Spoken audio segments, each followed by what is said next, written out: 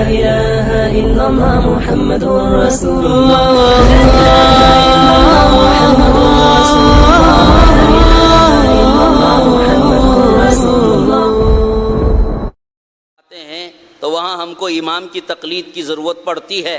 ائمہ یہاں پر حل بتاتے ہیں کہ بھئی یا تو جمع اور تطبیق کا راستہ نکالو، یا نہیں ہے جمع اور تطبیق ممکن نہیں تو ترجیح کا راستہ نکالا جاتا ہے۔ ایک اور مثال لے لیجئے، نماز میں ہاتھ کہاں باندھنا چاہیے، ایک مسئلہ ہے۔ اب اس میں آپ کو دو طرح کی نصوص ملیں گی، حدیث میں دو طرح کا تذکرہ ملتا ہے کہ کہیں ملتا ہے کہ آپ علیہ الصلاۃ والسلام ناف کے اوپر یا سینے پر یا سینے کے نیچے ہاتھ باندھتے تھے، اور دوسری حدیث میں تذکرہ ملتا ہے کہ آپ ناف کے نیچے ہاتھ باندھتے تھے۔ صحابہ اکرام کی روایتیں موجود ہیں اور حضور پاک علیہ الصلاۃ والسلام کا عمل بھی موجود ہے۔ مجھے ان کی تمام روایتوں کی تفصیلات میں جانا نہیں ہے، اس لیے کہ موضوع مجھے سمیٹنا ہے۔ آپ حضرات کے علم میں وہ روایتیں آتی رہتی ہیں۔ اب یہ دو متعارض نصوص آئیں، ناف کے نیچے بھی ہاتھ باندھنے کی اور ناف کے اوپر ہاتھ باندھنے کی، سینے کے نیچے یا سینے کے اوپر۔ اب یہ دو طرح کی جب روایتیں آئیں تو ان دونوں روایتوں پر بیک وقت تو عمل ناممکن ہے۔ ایک آدمی ایک ہی نماز میں دونوں روایتوں پر عمل کیسے کر سکتا ہے؟ ناممکن ہے۔ ایک ہی روایت پہ عمل کرے گا۔ اب ایک روایت پہ عمل کرے گا تو کون سی پہ کرے گا؟ کون سی روایت پہ عمل کرے؟ اب یہ مسئلہ ہے جو حل کرنے کا ہے۔ اس میں حضرت امام اعظم ابو حنیفہ رحمۃ اللہ علیہ نے جو حل اس کا بیان فرمایا ہے، میں وہ آپ کے سامنے پیش کروں۔ اس لیے ہم ائمہ کی طرف رجوع کرتے ہیں، ایسے مسائل میں ائمہ کی طرف رجوع کرتے ہیں اور ان کی اتباع اور تقلید کرتے ہیں۔ تقلید کا مطلب ہی کیا ہے کہ اپنے سے بڑے علم، اپنے سے زیادہ علم والے کے علم پر اعتماد کرتے ہوئے ان کی بتائی ہوئی بات کو مان لینا۔ تو اب ہم اس مسئلے میں امام اعظم ابو حنیفہ رحمۃ اللہ علیہ کے فہم پر اعتماد کر لیا اور انہوں نے جو اس میں تطبیق بیان فرمائی اس تطبیق کو ہم نے قبول کر لیا، ہم اس کی تقلید کرتے ہیں اور اس کو مانتے ہیں۔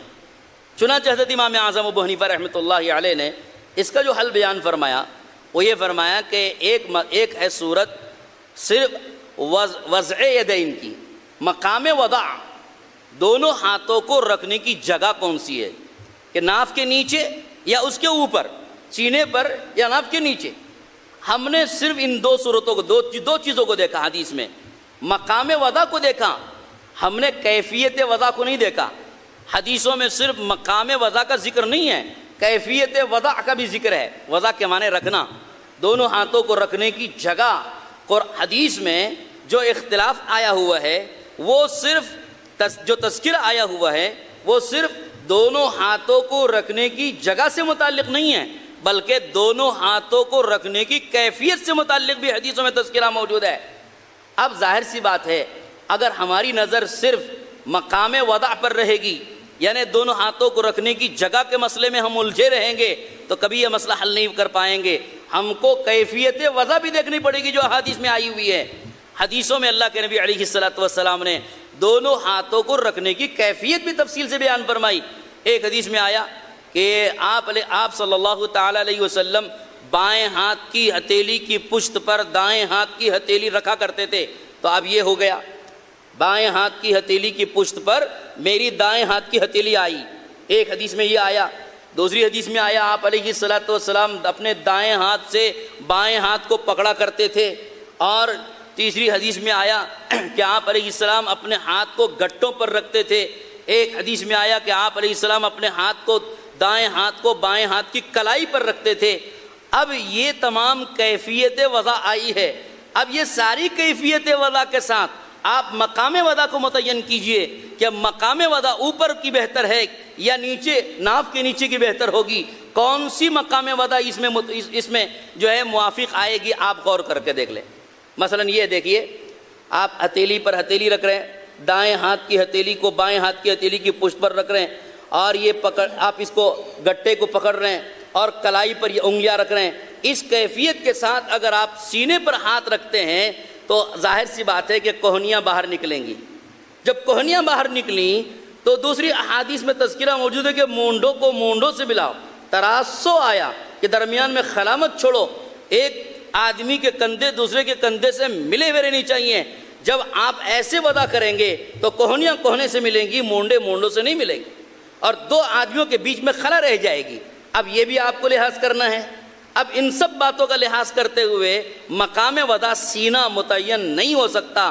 مقام وضع اگر ناف کے نیچے ہوگا تو ہاتھ نیچے کو جائیں گے, ہتھیلی ہتھیلی پر رہے گی, دائیں ہاتھ سے بائیں ہاتھ کو پکڑنا بھی ہو جائے گا, کلائی پر بھی ہاتھ آ گئے, ناف کے نیچے بھی ہاتھ رکھ دیے گئے, تمام حدیثوں کو جمع کر لیا گیا, مونڈے مونڈوں سے لگ گئے, دو آدمیوں کے بیچ میں خلا بھی ختم ہو گیا.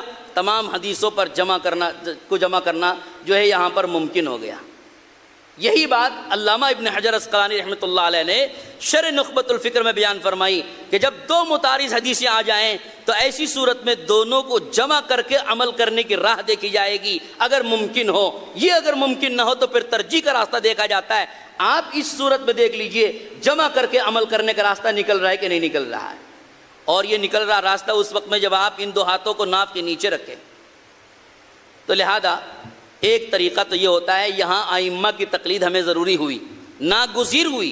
ائمہ کی اگر تقلید نہ کی جائے, ہر آدمی کو اپنے فہم پر آزاد چھوڑا جائے, تو پھر ہر آدمی اپنے فہم کے مطابق عمل کرتے ہوئے نہ جانے کیا حلیہ اختیار کرے گا, کون سے حلیے کے ساتھ اپنے ہاتھوں کو رکھے گا اور کس شکل کے ساتھ نماز ادا کرے گا, نہیں پتہ ہے.